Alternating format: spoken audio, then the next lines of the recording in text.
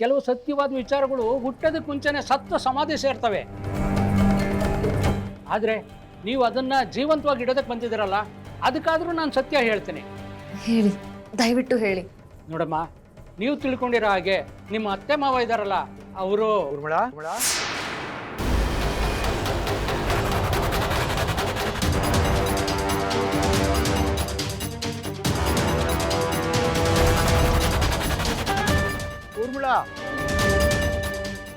ಮಾವ, ನೀವಿಬ್ರು ಕಾಣ್ತಾ ಇಲ್ಲ ಅಂತ ಇಡೀ ಮನೆಯವರು ಹುಡುಕ್ತಾ ಇದ್ರೆ ನೀವು ಇಲ್ಲೇನ್ ಮಾಡ್ತಾ ಇದ್ದೀರಾ?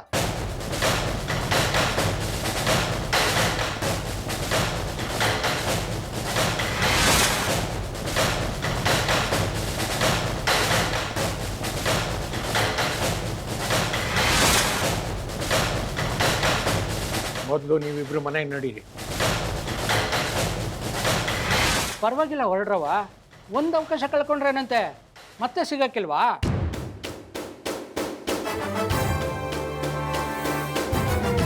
ಹೊರಡಿ ಹಿಂದೆ.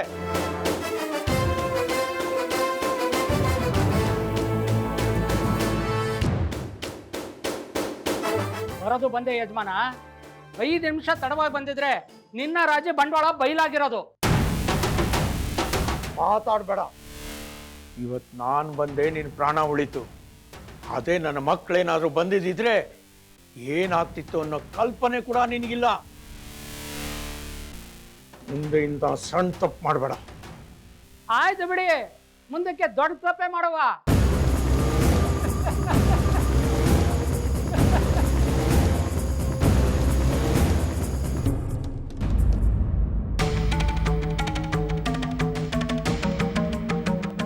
ಮಾವ, ನಾವು ಬೇಕು ಅಂತ ಇಲ್ಲಿಗೆ ಬರಲಿಲ್ಲ. ನಾನು ವಿವರಣೆ ಕೇಳಲ್ಲಮ್ಮ. ಹಾಗೆ ನಿಮ್ಮಿಬ್ರಿಗೆ ಬುದ್ಧಿ ಹೇಳೋಕ್ಕೂ ನಾನು ಬರೋಲ್ಲ. ಆದರೆ ಒಂದು ವಿಷಯ ನೆನ್ಪಿಟ್ಕೊಳ್ಳಿ, ಈ ನಿಮ್ಮ ಕುತೂಹಲ ನಿಮ್ಮ ಬಾಳಿಗೆ ಮುಳ್ಳಾಗಬಾರ್ದು.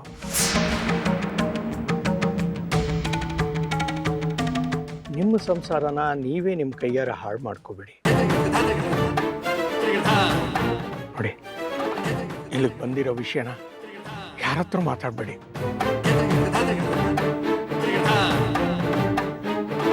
ಬನ್ನಿ ಬನ್ನಿ.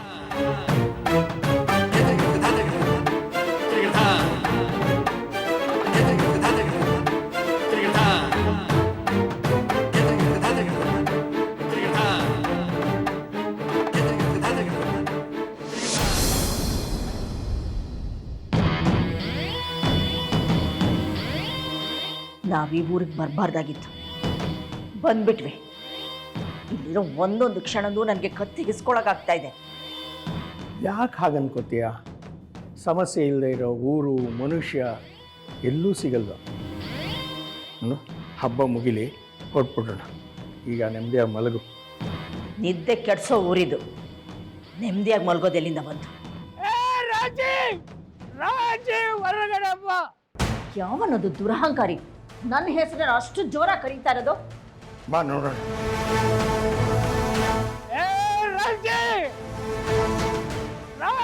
ಹೊರಗಡೆಪ್ಪ. ನಿನ್ ಜಲ್ಮನ್ನೇ ಜಾಲಾಡಿದ್ದೀನಿ. ನೀನ್ ನೋಡಿದ್ರೆ ಸತ್ಯಣ ಬಿದ್ಕೊಂಡಂಗ್ ಬಿದ್ಕೊಂಡಿದ್ಯಾ. ಹೊರಗೆ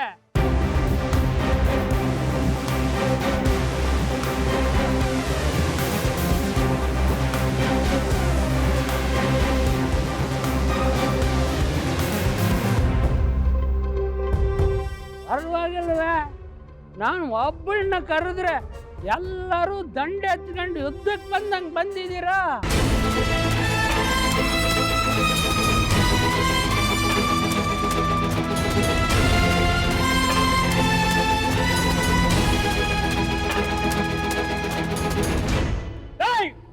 ನೀನ್ ಕುಡ್ದಿರೋದು ಜಾಸ್ತಿ ಆಗಿದೆ.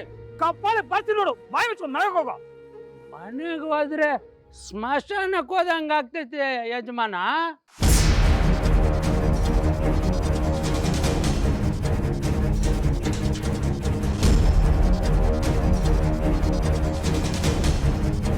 ಈ ರಾಜೇಶ್ವರಿ ನನ್ನ ಸ್ವಾಭಿಮಾನಕ್ಕೆ ಕೊಳ್ಳಿ ಇಟ್ಟವಳೆ.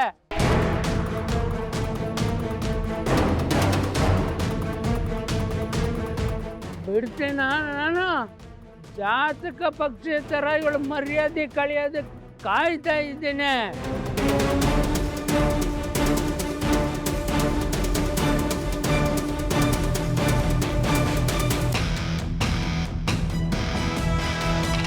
ಯಾವಾಗ ಇವಳು ಸೊಸೆದಿರು ಮನೆ ಬಾಗ್ಲಿಗೆ ಬಂದ್ರೋ ಎಲ್ಲ ವಿಷಯ ಹೇಳ್ಬಿಡ್ತಿದ್ದೆ.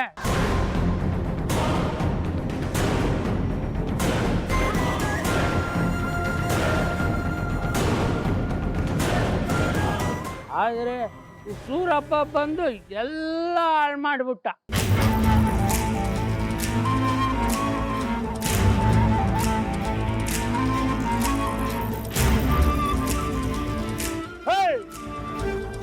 ಎಷ್ಟೋ ಕೊಬ್ಬು ನಿನಗೆ? ನಮ್ಮಪ್ಪ ಅಮ್ಮನ ಏಕವಲ್ಸಲ್ಲಿ ಕರಿತೀಯ? ಕರೀತೀನಪ್ಪ, ಕರೀತೀನಿ. ಯಾಕೆ ಅಂದರೆ ನಿಮ್ಮ ಅಪ್ಪ ಅಮ್ಮ ನನಗೆ ಭಾಳ ಬೇಕಾದರು.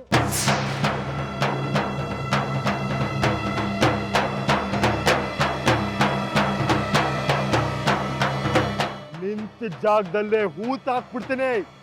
ಹೊರಟೋಗಿಲ್ಲಿದ್ದ? ಹೋಗ್ತೀನಿ ಹೋಗ್ತೀನಿ ಶಿವ. ಆದರೆ ಹೋಗೋಕ್ಕೆ ಮುಂಚೆ ನಿಮ್ಮ ಅಪ್ಪ ಅಮ್ಮನ ಚರಿತ್ರೆನೆಲ್ಲ ನಿಮ್ಗೆ ಹೇಳ್ಬಿಟ್ಟು ಹೋಗ್ತೀನಿ.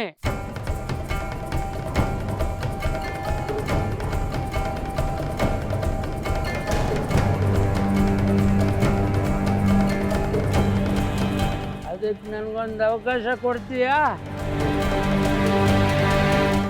ಕೊಡ್ತೀನಿ.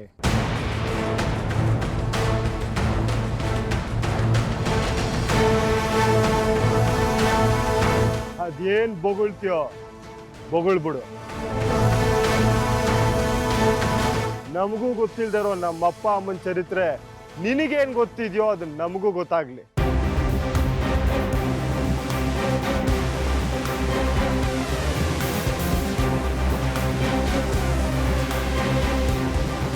ಆದ್ರೆ ಇದೇ ಕೊನೆ.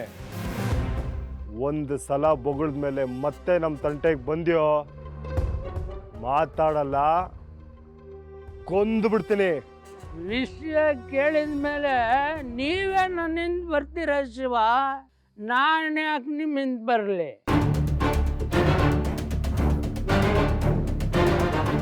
ಹೇಳ ನಿಮ್ಮ ಅಪ್ಪ ಅಮ್ಮನ ಚರಿತ್ರೆನ. ಹೇಳು.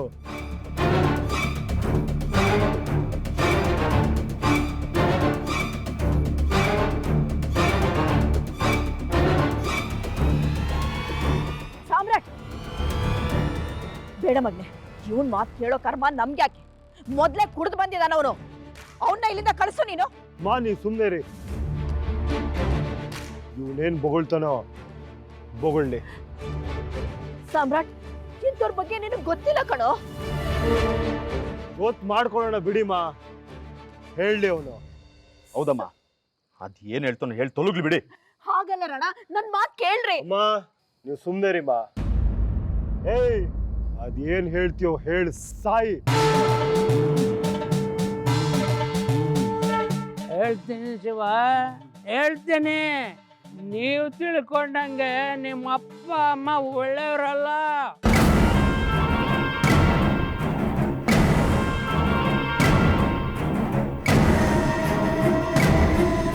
ಅದಕ್ಕೆ ಸಾಕ್ಷಿ ಈ ಫೋಟೋ ನೋಡಿ.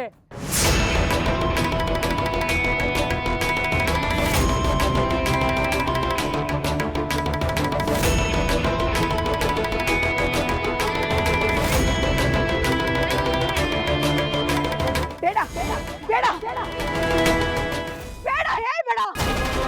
ಬೇಡ, ಹೇಳ್ಬೇಡ. ಬೇಡ, ಹೇಳ್ಬೇಡ. ಹೇಳ್ಬೇಡ, ಬೇಡ. ನಿನ್ನಮ್ಮಯ್ಯ ಅಂತೀನಿ, ಹೇಳ್ಬೇಡ. ರಾಜೇಶ್ವರಿ,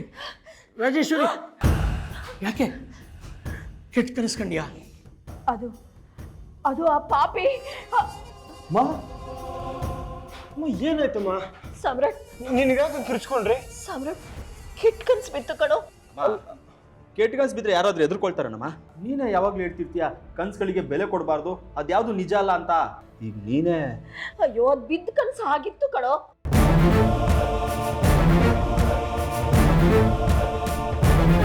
ನೀನು ಬಿಟ್ಬಿಡೋ ಕನಸು ಅದಿನ್ನೆಂಥದ್ದಿರ್ಬೋದಮ್ಮ? ಅದು ಅದು ನೋಡಿ, ಕನಸುಗಳಿಗೆ ಆಯುಸ್ ಕಡಿಮೆ.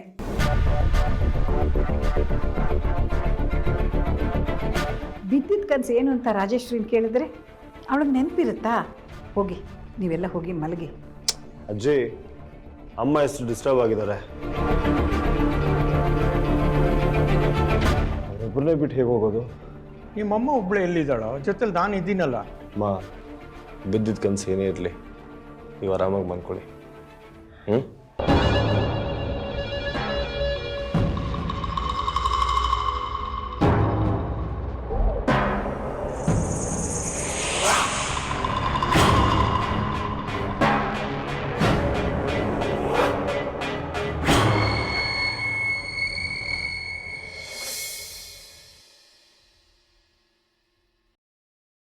ರಾಜೇಶ್ವರಿ, ನೀನು ಯಾಕೆ ಇಷ್ಟು ಗಾಬರಿ ಆಗಿದ್ದೀಯಾ? ಗೊಂದಲದಲ್ಲಿ ಸಿಕ್ಕಾಕೊಂಡು ಒದ್ದಾಡ್ತಿದ್ಯಾ ಅಂತ ನನಗೆ ಗೊತ್ತಮ್ಮ. ನಾವಿರೋವರೆಗೂ ನಿನಗೇನೂ ಆಗೋದಿಲ್ಲ, ಆಗೋಕ್ಕೂ ಬಿಡೋದಿಲ್ಲ. ಧೈರ್ಯವಾಗಿ ಮಲ್ಕೋ, ನಾವೆಲ್ಲ ಸರಿಪಡಿಸ್ತೀವಿ. ಒಳ್ಳೆ ಹೊಡೆದ ಮೇಲೆ ಕೋಟೆ ಬಾಗಿಲು ಹಾಕಿದ್ರಂತೆ ಯಾರೋ. ಅದ್ಯಾವ ಕೆಟ್ಟಗಳಿಗೆಲ್ಲಿ ನನ್ನ ಮಗ ಸೊಸೆ ಕೈಗೆ ಸಿಕ್ಕಿದ್ರು ನೀವು?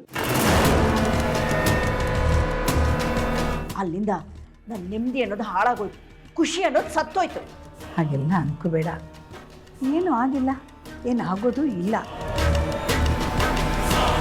ನಾವೇನೋ ಮಾಡಿಬಿಡ್ತೀವಿ ಅನ್ನೋ ಭಯ, ಅನುಮಾನ, ಅದಕ್ಕೆ ನೀನು ಹೀಗೆಲ್ಲ ಮಾತಾಡ್ತಾ ಇದೀಯಾ. ನೋಡು ರಾಜಿ, ನನಗೂ ನಿನಗೂ ಇರೋ ಸಂಬಂಧದ ಬಗ್ಗೆ, ನಿನಗೂ ಈ ಊರಿಗೂ ಇರೋ ಸಂಬಂಧದ ಬಗ್ಗೆ ಮಕ್ಕಳಿಗೆ ಹೇಳೋದಕ್ಕೆ ಒಂದು ಚಿಟಿಕೆ ಹೊಡೆಯೋ ಸಮಯ ಸಾಕು. ಆದರೆ ನಾವು ಆ ಕೆಲಸ ಮಾಡೋದಿಲ್ಲಮ್ಮ. ಬೇಕಿತ್ತು ಬೇಕಿಲ್ವೋ, ನಿನ್ನ ಮನೆ ಅನ್ನ ತಿಂದಿದ್ದೀವಿ, ಆರೋಣ ನನ್ನ ತಲೆ ಮೇಲಿದೆ. ಊರ ಮೇಲಿನಂಥ ಹೆಣ್ಮಗಳ ಪ್ರೀತಿಲಿ ನಾವು ಬಂದಿಯಾಗಿದ್ದೀವಿ. ನಿನಗೋಸ್ಕರ ಅಲ್ದಿದ್ರು ಅವಳಿಗೋಸ್ಕರನಾದರೂ ನಾವು ನಿನ್ನ ತಂಟೆಗೆ ಬರೋದಿಲ್ಲ, ಬೇರೆ ಯಾರು ಬರೋಕ್ಕೂ ಬಿಡೋದಿಲ್ಲ. ನೋಡಮ್ಮ ರಾಜಿ, ಸಂಕ್ರಾಂತಿ ಕಿಚ್ಚಲ್ಲಿ ಸುಡಬೇಕಾಗಿರೋದು ಬರೀ ಸೌದೆಗಳು ಮಾತ್ರ ಅಲ್ಲ, ನಮ್ಮ ಮನಸ್ಸಲ್ಲಿರೋ ಕೆಟ್ಟತನ ಎಲ್ಲ ಸುಟ್ಟು ಭಸ್ಮ ಆಗಬೇಕು. ಅರ್ಥ ಮಾಡ್ಕೋ, ನಿನಗೆ ಒಳ್ಳೆ ಬಾಳ್ ಸಿಗುತ್ತೆ. ನೀನು ಎಲ್ಲರನ್ನೂ ಅಪಾರ್ಥ ಮಾಡ್ಕೊಳ್ಳೋ ಹಾಗಿದ್ರೆ ನಾವು ಜವಾಬ್ದಾರರಲ್ಲ, ನಿನ್ನಿಷ್ಟ. ಬಾ ಹೋಗೋಣ.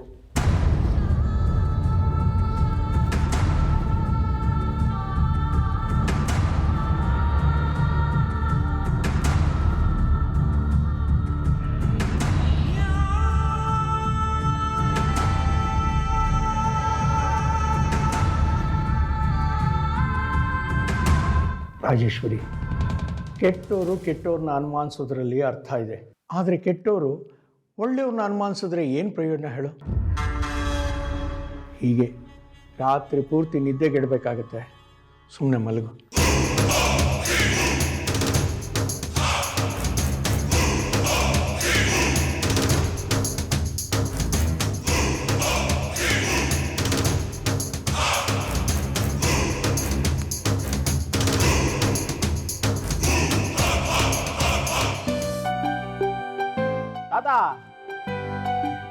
ಪಾಪ, ಎಲ್ಲ ಕೆಲಸ ನೀವು ಒಬ್ಬರೇ ಮಾಡ್ತೀರಾ?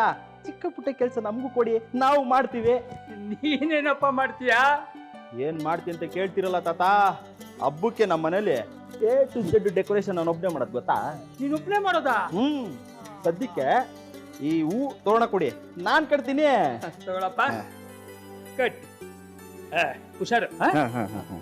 ಇವಳ ಒಂದು ಲೋಟ ಕಾಫಿ. ನಂದು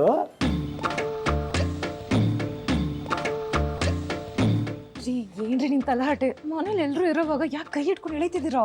ಈ ತಿಂದು ಹೇಳೋಣಪ್ಪ. ಅತ್ಯಾ ಹೂ ತೋರಣ ಕಟ್ಟಕ್ಕೆ ಯಾಕೆ ನೀವು ಒಬ್ರೇ ಹೋಗಿ ಕಟ್ರೆ ತೋರ್ನ ಕಟ್ಟಿಸ್ಕೊಳಲ್ಲ ಅನ್ನತಾ? ಹಂಗಲ್ಲ ಚಿನ್ನ, ನಾನು ನೀನು ಸೇರಿ ಕಟ್ಟಿದ್ರೆ ತೋರಣಕ್ಕೊಂದು ಕಳೆ ಬರುತ್ತೆ ಅಷ್ಟೇ. ಬಾ. ಬಾ.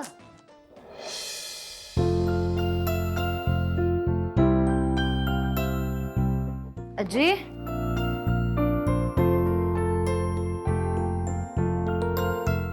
ಅಜ್ಜಿ, ಈ ಎಳ್ಳು ಬೆಲ್ಲಕ್ಕೆ ಒಂದ್ ಗಾದೆ ಇದೆಯಲ್ಲ, ಅದ ಎಳ್ಳು ಬೆಲ್ಲ ತಿಂದು ಒಳ್ಳೆ ಮಾತಾಡು ಅಂತ. ಅಂದಹಾಗೆ ಈ ಸಂಕ್ರಾಂತಿ ಹಬ್ಬದ ವಿಶೇಷ ಹೇಳ್ತೀನಿ ಕೇಳು. ಎಳ್ಳು ಬೆಲ್ಲನ ಅಕ್ಕಪಕ್ಕದ ಮನೆಗಳಿಗೆ ಬಂಧು ಬಳಗಕ್ಕೆ ತಗೊಂಡು ಹೋಗಿ ಹಂಚಿ ಬರೋದ್ರಿಂದ ಸಂಬಂಧಗಳು ಗಟ್ಟಿ ಆಗುತ್ತೆ. ಅದರಲ್ಲೂ ರೈತನ ಕೈಗೆ ಬೆಳೆ ಬಂದಿರೋದ್ರಿಂದ ಅವನ ಕಷ್ಟ ಎಲ್ಲ ಮರೆತು ಈ ಸುಗ್ಗಿ ಹಬ್ಬನ ಹಿಕ್ಕಿ ಸಂಭ್ರಮಿಸ್ತಾನೆ, ಗೌರವದಿಂದ ಬೀಗ್ತಾನೆ. ಎಷ್ಟು ಒಳ್ಳೆ ಹಬ್ಬ ಅಲ್ವಾ? ನೋಡಿ ನಮ್ಮ ಹಿರಿಯರು ಎಷ್ಟು ಒಳ್ಳೆಯವರು ಅಂತ. ಒಂದೊಂದು ದೇವ್ರಿಗೆ ಒಂದೊಂದು ಹಬ್ಬ ಇರೋ ಥರ ಭೂಮಿನ ಉತ್ತು ಬಿತ್ತು ಬೆಳೆಯೋ ರೈತನಿಗೂ ಕೂಡ ಒಂದು ಹಬ್ಬ ಮಾಡಿದ್ದಾರೆ. ಇಂಡೈರೆಕ್ಟ್ ಆಗಿ ರೈತನ್ ಕೂಡ ದೇವರು ಅಂತ ಕರೆದಿದ್ದಾರೆ. ನಿನ್ನ ಮಾತು ನಿಜಮ್ಮ. ನೀನು ಹೇಳಿದಾಗೆ ಈಗಿನ ಜನ ರಾಜಕಾರಣಿಗಳು ಇದನ್ನು ಅರ್ಥ ಮಾಡಿಕೊಂಡು ರೈತನಿಗೆ ಸಿಗಬೇಕಾಗಿರುವ ಗೌರವ ಮರ್ಯಾದೆ ಕೊಟ್ಟರೆ ಆಗ ಈ ಹಬ್ಬಕ್ಕೊಂದು ಬೆಲೆ. ನಿಜ ಅಜ್ಜಿ. ಬಾ.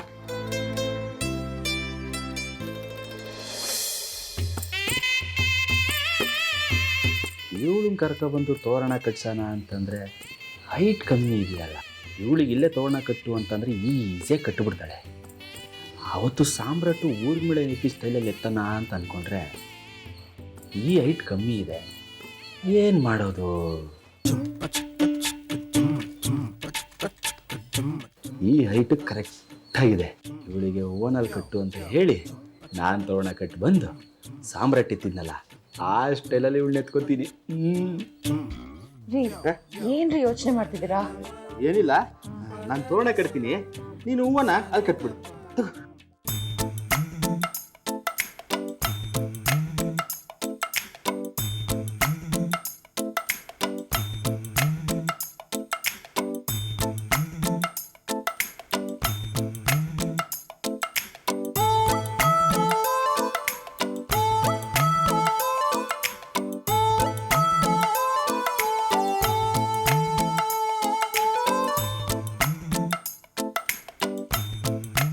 ನಂದು ಯಾಕೆ ಇನ್ನೂ ಹೂವು ಕಟ್ಟಿಲ್ಲ?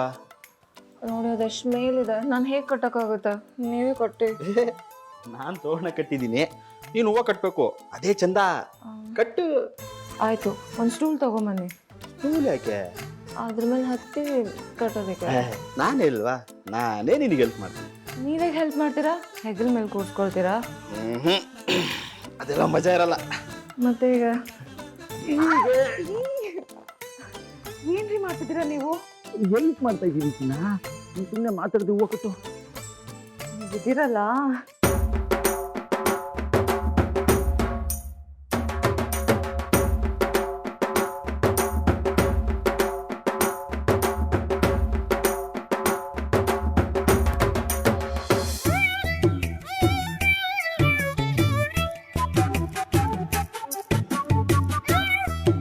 ರೀ, ಕಟ್ಟಾಯ್ತು, ಕೆಳಗೆ ಇಳಿಸಿ.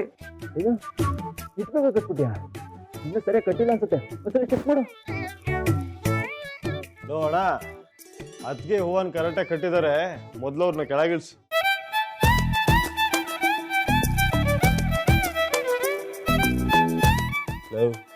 ಎಲ್ಲಿದ್ರು ಎಲ್ಲೋದ್ರು ನೀನು ಬುದ್ಧಿನ ಮಾತ್ರ ಬಿಡಲ್ಲ ಅಲ್ಲ? ಅದಕ್ಕೆ ಯಾಕೋ ಬೈತ್ಯಾ? ನೀನು ನನ್ನ ಜಾಗದಲ್ಲಿ ಇದ್ದಿದ್ರೆ ಇದೇ ಕೆಲಸ ತಾನೇ ಮಾಡಿಸ್ತಿದ್ದೆ. ಖಂಡಿತವಾಗ್ಲೂ ಮಾಡ್ತಾ ಇರಲಿಲ್ಲ. ನಾನು ನೋಡಿಲ್ವಾ, ಅವತ್ತು ಊರ್ ಮೇಳನ್ನು ಹಿಂಗೆ ಎತ್ಕೊಂಡೆ ತಾನೇ ತೋರಣ ಕಟ್ಸಿದ್ದ.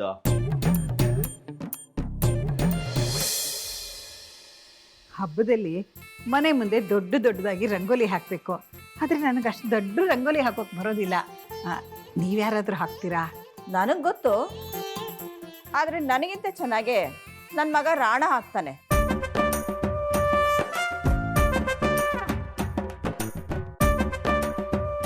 ಏನು, ರಾಣ ರಂಗೋಲಿ ಹಾಕ್ತಾನ? ಹಾ, ಯಾವಾಗ್ಲೂ ಅದಕ್ಕೆ ಸೆರ್ಗಿಡ್ಕೊಂಡೇ ಓಡಾಡ್ತಾ ಇರ್ತಾನಲ್ಲ, ಹಾಗೆ ಅವ್ರು ಹಾಕೋ ರಂಗೋಲಿ ನೋಡಿ ನೋಡಿ ಎಕ್ಸ್ಪರ್ಟ್ ಆಗ್ಬಿಟ್ಟಿದ್ದಾನೆ.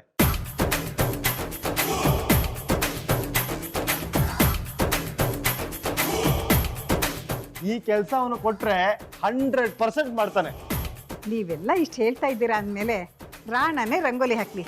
ತಗೊಳಪ್ಪ. ಅಜಯ್, ಇವರೆಲ್ಲ ಹೇಳ್ತಾರೆ, ನೀನು ಕೇಳ್ಬಿಡು. ನನಗೆ ಯಾವ ರಂಗೋಲಿನೂ ಹಾಕಕ್ ಬರಲ್ಲ. ರಾಣ, ಯಾಕೋ ಸುಳ್ಳು ಹೇಳ್ತೀಯ? ತಗೋ, ಅದನ್ನ ತಗೊಂಡೋಗಿ ರಂಗೋಲಿ ಹಾಕೋ. ಅಮ್ಮ ನಿಮ್ಮ ಅಮ್ಮನೇ ಹೇಳ್ತಾ ಇರೋದು, ನಡಿಯೋ ಹಿಡ್ಕೋ.